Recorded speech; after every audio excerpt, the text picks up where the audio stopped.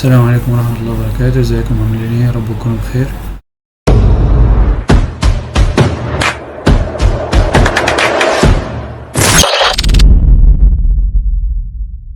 النهاردة ان شاء الله هنكمل ده الفيديو الثالث من سلسلة كلين كود.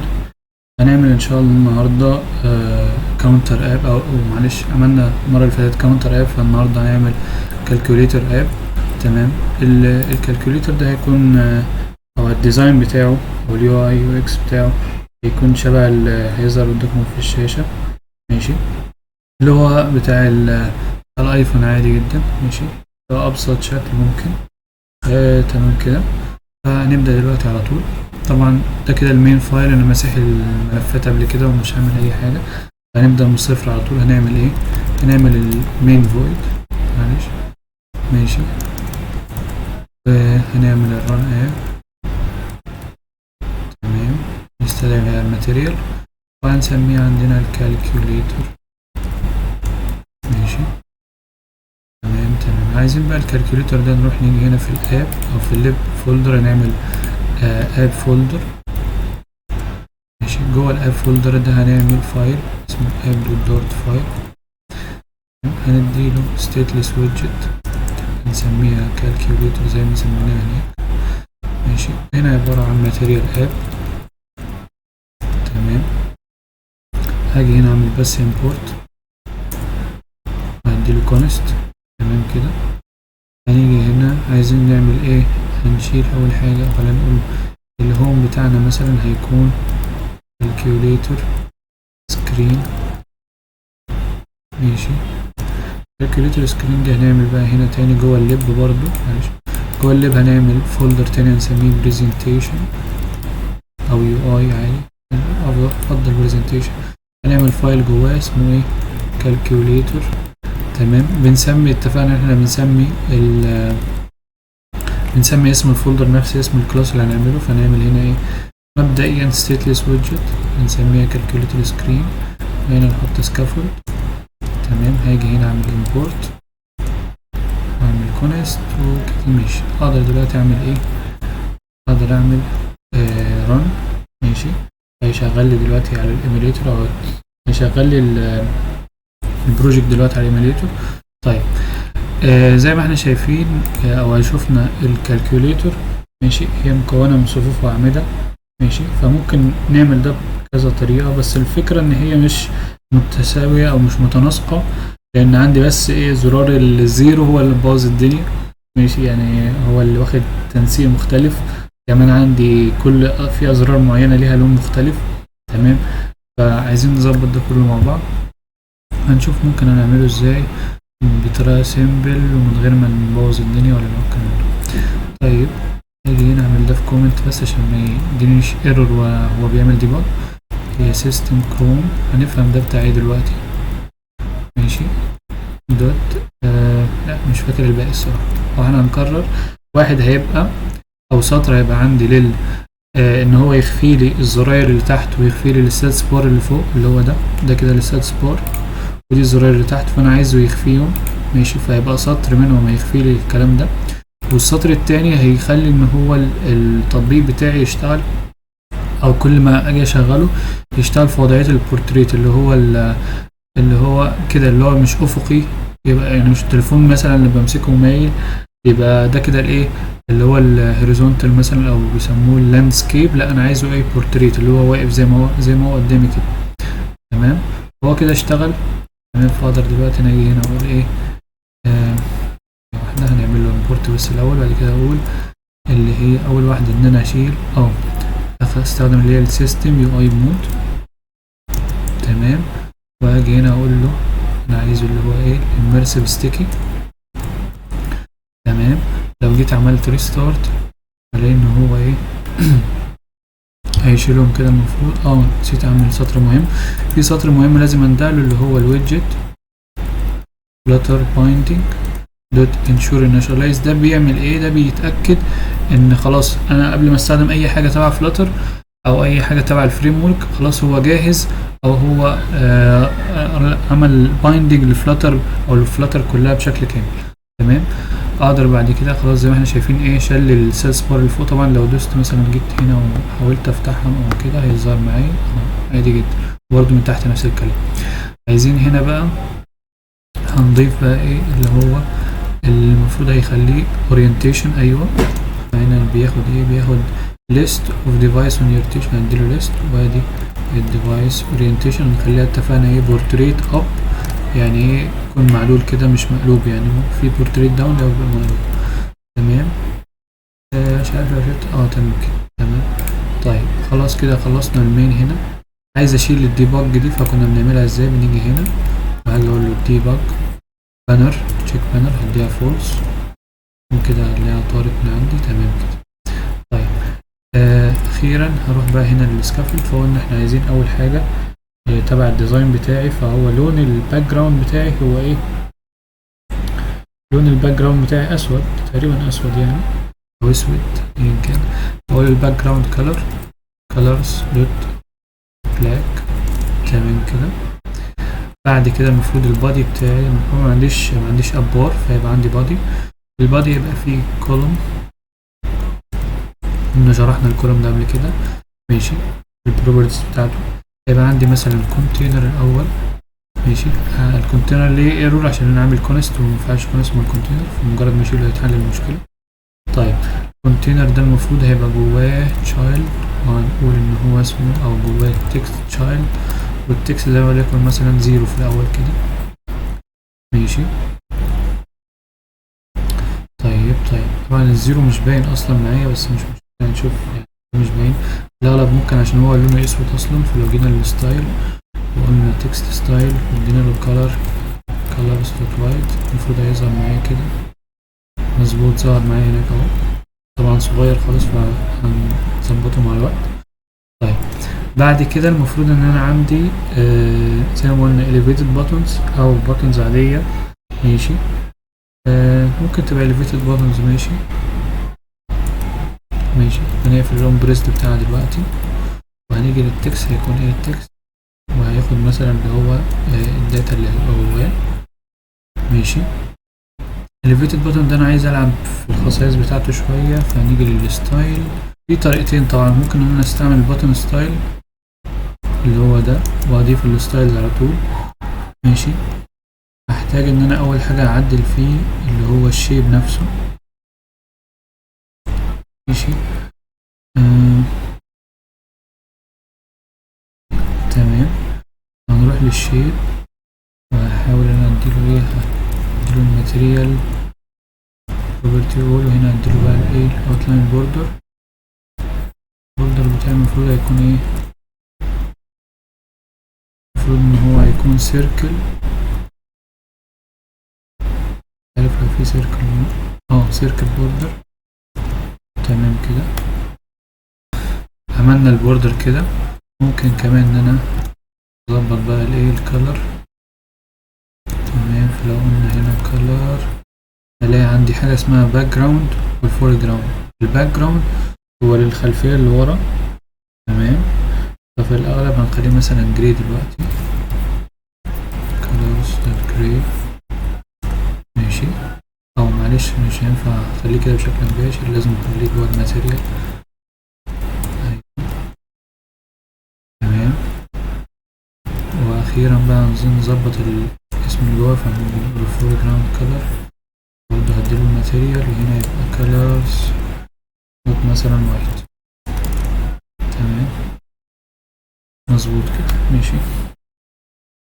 او لا خلينا مثلا يبقى ده دارك جراي شويه او نخلي ده بلاك مؤقتا كده شبه الزراير اللي هي في الاول اللي هو الاي سي والاسمه والبتاع. تمام طيب ماشي كده ظبطنا الديزاين شويه. عايزين بقى نعمل ايه تاني عايزين بقى نكرره ماشي.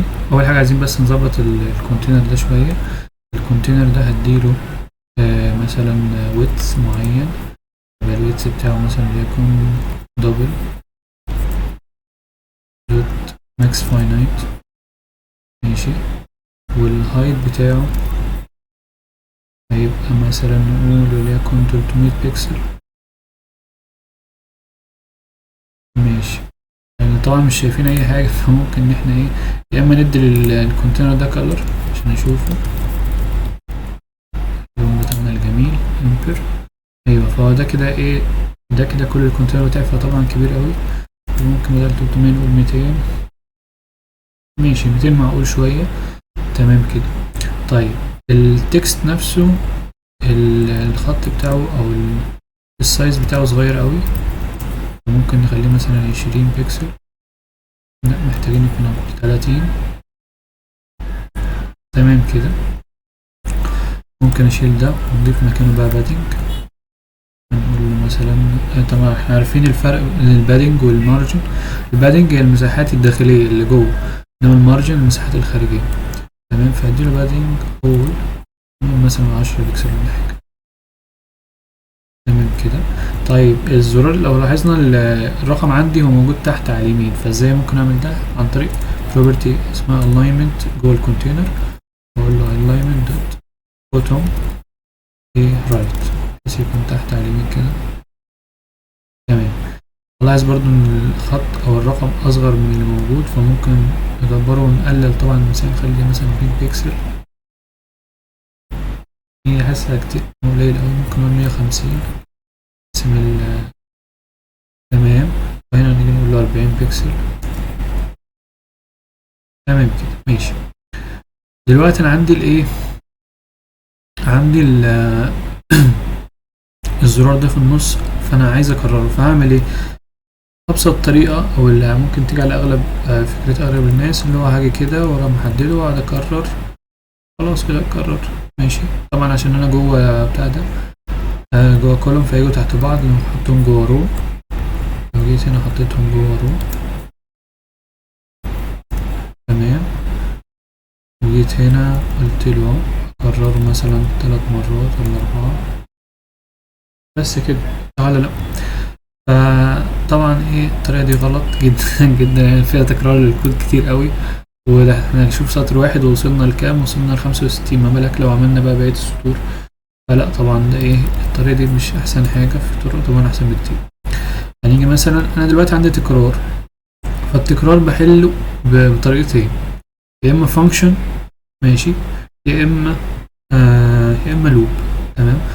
الفانكشن بستخدمها امتى؟ لما يكون عندي تكرار للكود فعلا بس في اكتر من مكان مش ورا بعض. تمام. لما يكون عندي تكرار للكود في اكتر من مكان في اكتر من صفحة، بس المكان ده مش ورا بعض، يعني المكان مختلف عن التاني. تمام. فساعتها بستخدم الفانكشن. طيب لو انا المكان ده متكرر او ورا بعض زي في حالتنا دي، اللي هو الكود هيترص ورا بعضه، فساعتها ايه الافضل ان انا استعمل اللوب. تمام كده. انا بس نعمل هنا ايه سبيس ايفيل ممكن او سبيس بتوين، هنشوف دلوقتي. تمام. بس عايزين نكبر ايه حجمهم شوية، فهنظبط ده. طيب طبعا عشان مثلا يعني برضو دي مشكلة تانية، اللي هو لو جيت مثلا عايز اظبط الحجم في كل دول، فهحتاج اعدي عليهم كلهم مرة واحدة او واحدة واحدة، ان انا ايه عشان اظبط الحجم فيهم، ودي طبعا مشكلة هتأخر معايا في الكود كتير. هنمسح ده كده، وهاجي اقول ان انا هكرره، او هنعمل فور بسيطة خالص اهي. ماشي. فور لوب. هنقول مثلا انتجر اي ايكوال 0، اي اقل من مثلا هما كام عددهم 4، هنقول اقل من 4. ماشي. بس 0 1 2 3 بقى هنا كده ايه 4، والبلس بلس. تمام كده. كده كررت الويدجت دي من غير ما انا ايه، من غير ما اقعد اعملها كتير. طيب انا برضو عندي الرو ده مكرر. ماشي. الرو اللي عندنا هنا مكرر كم مرة؟ وعدينا كده 1 2 3 4 5 مرات، فاجي هنا اقول فور برضو تانية. هنا بس دي نهمشها الاول. هنقول له برضو الاي مؤقتا دلوقتي، قلنا الاي 5 مرات فهيبقى 5 وبلس بلس. وهنيجي نقول كده ايه، باين ان هو ظبط معايا زي الفل. طيب انا عندي بس فكرة ان هو ايه طبعا كلهم داتا وكل حاجة، فخلينا بس نكبر السايز بتاعه شوية. فلو جيت هنا قلت سايز عند ايكون سايز فيكسد، خلينا نجرب في الفيكسد. 20 ده اصغر من الموجود، فنخليها مثلا 30. يعني 30 ممكن تكون مقبولة شوية، بس ممكن نكبر عن كده ولا لأ؟ لو رجعنا للديزاين يا رب ممكن نكبر كمان عن كده، فنخليها مثلا 40. هنجرب. ماشي. 40 ممكن يكون كويس شوية. المساحات ممكن متبقاش، خلينا نقول 35، نقسم الدنيا بالنص. تمام كده. طيب الفكرة التانية ان انا عندي، او المشكلة التانية ان انا عندي طبعا هما لازقين في بعض كده، فانا عايز افرقهم. اقدر افرقهم ازاي؟ انا عندي الكولوم ده شايلهم كلهم، تمام، او شايل الروز دول مع بعض. خلينا نجرب كده. لو قلنا مثلا هنا مين اكسس الاينمنت، وقلنا مثلا نقول ايفنلي، هنقول سبيس بتوين، مندينيش مساحة بالاخر. اداني مساحة كبيرة اوي. طيب هنيجي نكبر بقى هنا الستايل، نقول تكست ستايل، نديله سايز ونقول مثلا 18، برضه قليل كتير 15. تمام. هو في الأغلب عشان البادنج اللي جوه السايز بقى، اللي جوه الاليفيتد بوتن. فلو جيت هنا قلت له بادنج، قلنا له ماتيريال، وهنا قلنا له ايجنسيز 0، مش عايزين بادنج. المفروض كده لما ازود اللي 20 هيبقى يكبر معايا عادي، مفيش مشكلة. ممكن ازوده عن كده مثلا 25. ايوه كده تمام. طيب المشكلة اللي عندي دلوقتي ان انا عندي مساحة هنا، وعندي مساحات طبعا هنا كبيرة قوي. اقدر اظبط ده ازاي؟ عن طريق ان انا مثلا ممكن اكبر هنا اللي هي ده 200، ماشي. في الاخر خالص هنا هعمل ايه؟ في الاخر هنا المفروض بعد الرو الاخير هعمل سايز بوكس مثلا، واديله هديله مثلا هايت وليكن 50 بكسل، يعني 50 كتير كمان، ممكن 20 بس. يعني كده اتلمت شوية، بس مش حاسة مش أحسن حاجة، بس نظبطها مع الوقت إن شاء الله. طيب دلوقتي المفروض الداتا بتاعتي اللي هي بقى الأرقام وعملية الضرب والحاجات دي تتوزع على اللي هنا، أو المفروض تيجي هنا، صح كده؟ ممكن إن أنا أعمل إيه؟ أول حاجة ممكن أجي هنا أقول مثلا هعمل static list دي تبقى في string، ماشي، ونسميها مثلا وليكن، طبعا نخليها برايفت، وليكن هتبقى calculator وليكن مثلا tables. تمام. نديلها list اهي، ماشي. الليست دي يبقى جواها 4 lists او 5 ماشي. يبقى عندي واحد، او لا، هي المفروض list of string، يبقى list of list string، بس الدنيا تظبط. طيب فادي 1 2 3 4 5، تمام كده. كل واحدة منهم هيبقى جواها مثلا هنا AC، يبقى جواها بقى اللي احنا شايفينه بالظبط.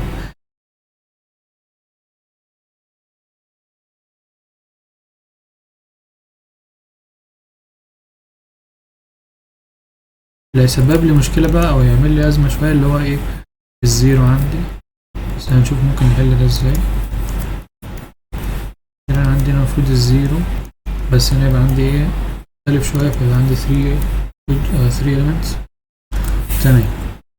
هنا بيقول لي ان انا ممكن احطها فاينل، ممكن اخليها اصلا كونست مش فاينل كمان، ماشي. والكونست افضل من الفاينل يعني. طيب هيجي النهارده يقول لي ان هي مش مستخدمة، فهنستخدمها دلوقتي ان شاء الله. طيب لو انا جيت دلوقتي هنا، انا دلوقتي لو شلت السطر ده يبقى مشكلة بالنسبة لي. لو جيت دلوقتي همشت ده السطر ده وقلت ان ده لحد مثلا 4 بس مش 5، ماشي. خلينا نعمل هنا ان احنا المفروض نخليه to do 5 rows، ماشي. هنا بقى هاجي اشيل ده واحط مكانه ايه؟ calculator labels. طبعا هنشيل الكونست من هنا، وهاجي اديله هنا ايه؟ اول حاجة الاي، انا كان عندي هنا اي وجي صح، فلا هنغير دي، او اي واي عايزين نغير دي نخليها جي، ماشي، عشان بس اقدر ان هي يتعمل صح. وهنا نقول له جي، تمام كده. ايوه لقيت ان هي ايه؟ ظبطت معايا والدنيا بقت تمام، ما عدا طبعا اخر رو، فهنظبطه دلوقتي مشكلة. تمام كده. الدنيا قريبة اوي من الديزاين، بس عايزين طبعا نظبط الالوان. مفيش مشكلة. الالوان عندي دلوقتي انا عندي الوان، او عندي اول 3 اللون الرمادي الفاتح، ماشي. بعد كده العمود اللي هو على اليمين خالص ده لونه برتقاني كله، ماشي. ناخد بالي برضو من الوان الليبلز نفسها او التكست اللي هنا، ان عندي اسود وابيض، مش كلهم ابيض ولا كلهم اسود، ماشي. والباقي بقى ايه نفس الشكل اللي هو الرمادي الغامق مع الليبلز البيضة، تمام كده. اقدر اعمل ده ازاي برضو؟ ممكن ايه، ممكن نعمل هنا حسبة بسيطة كده. انا كده عندي اللون اللي هنا ده هيبقى عندي 3 choices، تمام. يا اما اللي هو ده colors dot gray، تمام، يا اما الcolors dot orange. خلينا نشوفه برضو مع بعض. خلينا نغير واحد ده كفاية. اجي هنا، تمام اهو، ماشي. يا اما اللون اللي هو الجراي بس غامق شوية، مش عارف ممكن اجيبه ازاي. لو جينا هنا وقلنا هو تقريبا اللون ده 850 مثلا ولا ايه، ولا ده في البلاك. خلينا نجرب نقول 850. لو كده هجيبه في البلاك. هو هنا مديني ريليشن كونست، ماشي. لا مش ده خالص خالص، من ده ممكن تبع البلاك كده. البلاك عندي البلاك هنا لا برضو تبع الوايت. ايوه مش عارف صراحة.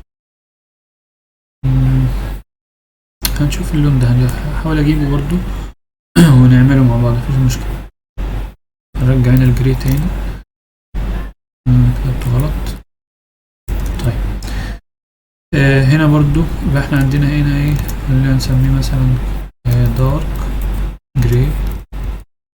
طيب بالنسبة للفور جراوند هنا عندي لونين بس، يا اما ابيض يا اسود، هو colors dot black، يا اما colors dot، صح كده. طيب ده كده ممكن نظبطه دلوقتي بما ان عندي الالوان حاضرة. هاجي هنا بكونديشن بسيط خالص، هاجي اقول له ايه، هاجي اقول له هو بس بلاك في اول 3 بس، صح كده. فهاجي اقول لو انا الاي بتاعتي equal 0، يعني اللي هي اللي فوق ده اول سطر، ماشي. and ماشي الجي اقل من لو الجي اقل من مثلا 3 او اقل من، هي كده كده هتوصل ل3، فهي اقل من 3. ايوه اقل من 3. فساعتها ايه، فساعتها ده هيكون بلاك، colors dot black.